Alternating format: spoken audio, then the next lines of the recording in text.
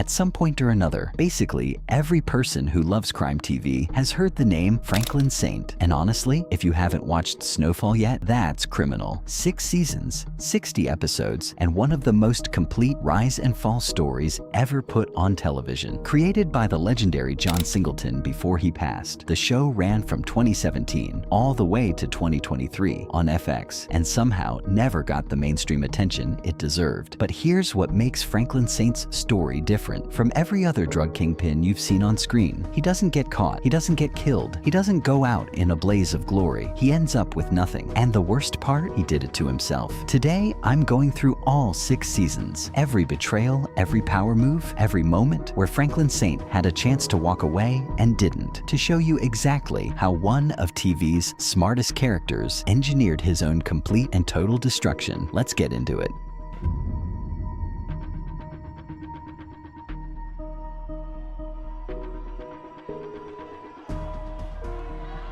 Franklin Saint is 19 years old. He lives in Compton with his mother, Sissy, a smart, strong woman who has worked her whole life to give her son a better path than the one most men around her took. Franklin works in a grocery store. He's not violent. He's not reckless. He is, by every reasonable measure, going to be fine. But fine isn't what Franklin wants. He's been running a small-time marijuana operation on the side, which is just enough to get into trouble and not nearly enough to get out. When that enterprise goes sideways and puts him in debt he can't pay, Franklin makes the first in a long chain of decisions that will define and destroy the rest of his life. He agrees to work for Avi Drexler, an Israeli arms dealer and crime lord operating in Los Angeles. Avi puts Franklin onto cocaine, real cocaine. Not the marijuana Franklin had been half-heartedly pushing through the neighborhood, actual serious product. And Franklin is good at this, frighteningly good. He has the intelligence to understand the business, the charisma to build relationships, and the hunger to work harder than everyone around him. Within a relatively short period of time, he's moving more product than anyone expected a kid his age to move. And then he discovers something that changes everything: crack cocaine. It's a processed form of cocaine, cheaper to produce, cheaper to buy, and devastatingly more addictive than powder. Franklin sees immediately what crack is. It's a product that sells itself. Once someone tries it, they come back. And they bring other people. The margins are extraordinary. What Franklin doesn't fully think through, or maybe doesn't let himself think through, is what happens to the people on the other end of the transaction.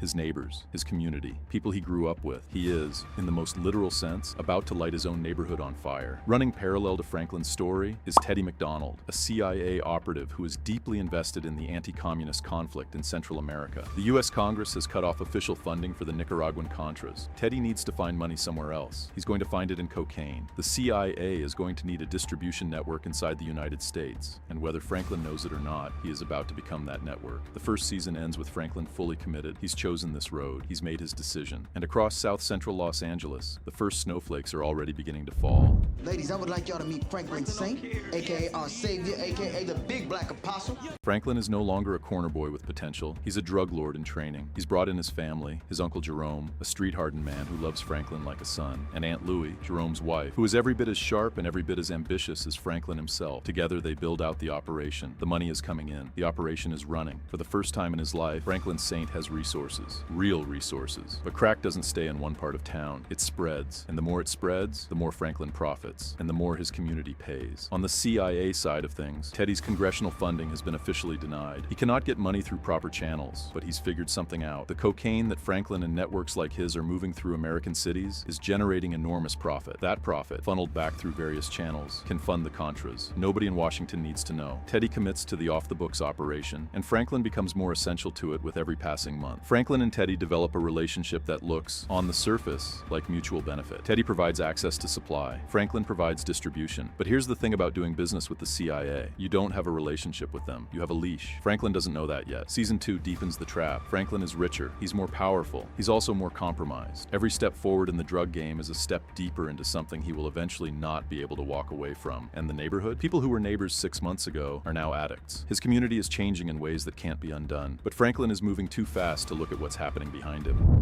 What happened to Avi? Told him to get his own ride home. Franklin now has what most people in his position would call an empire. South Central is his market. The product flows, the money stacks. He has bodyguards, he has soldiers, he has legitimate business fronts developing. He is, by the standards of the streets, untouchable. He is not untouchable. LAPD Sergeant Wright has locked in on Franklin. Wright isn't interested in the small fish. He wants whoever is running the show. And the more Franklin's operation expands, the more visible he becomes. The trap is tightening, and Franklin can feel it even as he refuses to slow down. Meanwhile, Teddy has found a new Colombian supplier, and the pipeline is more sophisticated than ever. The cocaine flowing into South Central is better, cheaper, and more destructive than anything that came before it. Teddy's war in Central America is getting what it needs. The communities of Los Angeles are getting the opposite. Season 3 is where the show really starts showing its hand about what this story is actually about. It's not a glorification of the drug game, it's an autopsy of it. Every frame of Franklin's power comes paired with a frame of what that power costs someone else. A neighbor, a kid, a family. The people Franklin grew up with are the same people his product is consuming. Gustavo El Oso Zapata, the Mexican-American enforcer who has been operating in a parallel storyline since the beginning, is finding his own footing in the business, navigating cartel politics and violence, and slowly becoming more connected to the same network Franklin is building. By the end of Season 3, Franklin has survived things that should have killed him. He's become something harder, something colder, and the people who love him, his mother Sissy most of all, are watching the boy they knew disappear into whoever this man is becoming.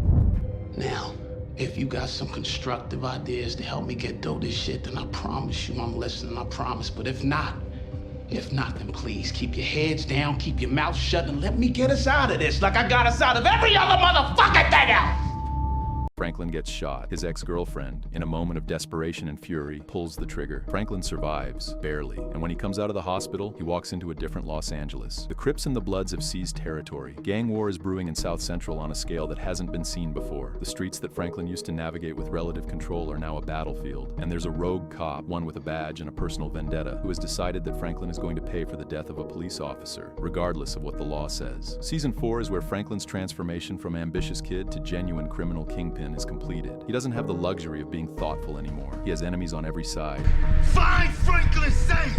Gangs encroaching on his territory, dirty cops hunting him, law enforcement tightening the noose, and a CIA handler who keeps moving the goalposts on what their arrangement actually requires. He makes choices in Season 4 that the Season 1 version of himself would not recognize. Violence that he once avoided becomes a tool he reaches for without hesitation. People who cross him stop getting second chances. This season also introduces Irene Abe, a journalist who begins pulling on the thread of the crack epidemic, and discovers that the thread leads somewhere very dark, somewhere that involves the CIA, off-the-books funding, and the systematic flooding of black communities with drugs that the US government, at the very least, allowed to happen. She's getting close to the truth that Teddy McDonald has spent years burying. Franklin is now at the top, but the Season 4 finale makes clear that being at the top in this game means you have the most to lose, and the most people waiting to take it from you. I tried to fix it.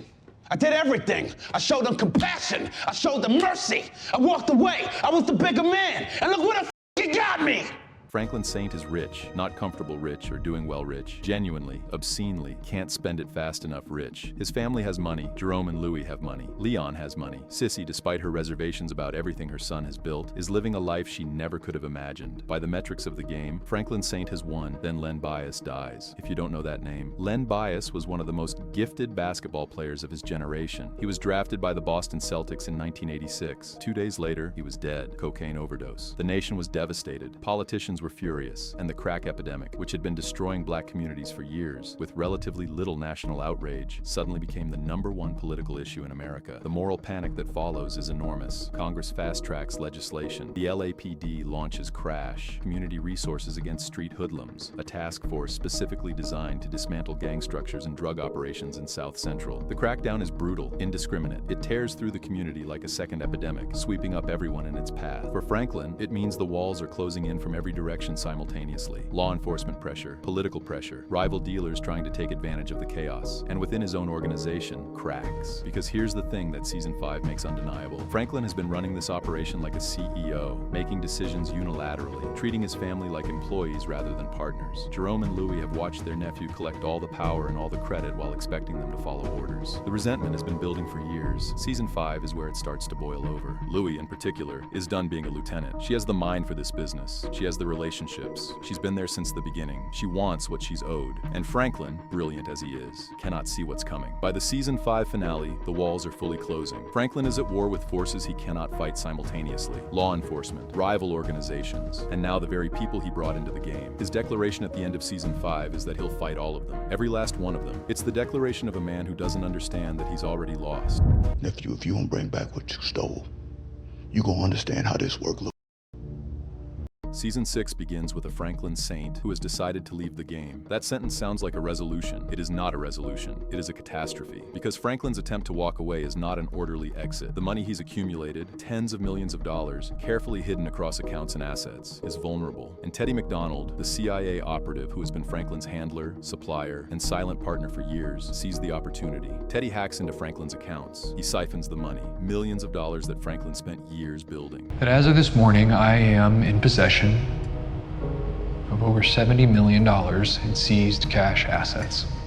Stolen by the man who was supposed to be his partner, stolen to fund one last operation, the CIA's final push to defeat the communists in Nicaragua. Franklin Saint has been used. He always was being used. From the moment Teddy first made contact, Franklin was the infrastructure, the distribution network, the revenue source, the disposable asset. He thought he was building an empire. He was building someone else's weapon. And it gets worse. Jerome and Louis have formally cut ties with Franklin. The family is fractured. Jerome, the man who helped Franklin build everything from the ground up, who has been by his side through bullets and betrayals and prison scares, Jerome is done. Louis has gone further. She's actively working against Franklin, positioning herself to take what she believes she's owed from whatever is left of the organization. Franklin is now fighting on every front simultaneously and losing on all of them. He has to build new alliances from scratch, with people who don't trust him, with enemies who would rather see him dead, with individuals whose interests only temporarily align with his own. He leverages everything. He makes deals he shouldn't make. He crosses lines he told himself he would never cross. His girlfriend Veronique, who is pregnant with his child, is watching all of this happen. She is watching the man she loves destroy himself in real time. She cannot reach him. Nobody can reach him. Teddy, meanwhile, is in his own spiral. The woman he loves is kidnapped. His CIA connection, Avi, is nowhere to be found. He needs an arms dealer and has no one. The mission he sacrificed everything for, his integrity, his relationships, his basic humanity, is collapsing around him. He stole Franklin's money, but even that isn't enough to hold everything together. The season builds toward an inevitable reckoning. Everyone is running out of road. Every character who has operated in the moral gray area for years is now being forced to account for every compromise they made. And then, in the series finale, titled The Struggle, everything breaks.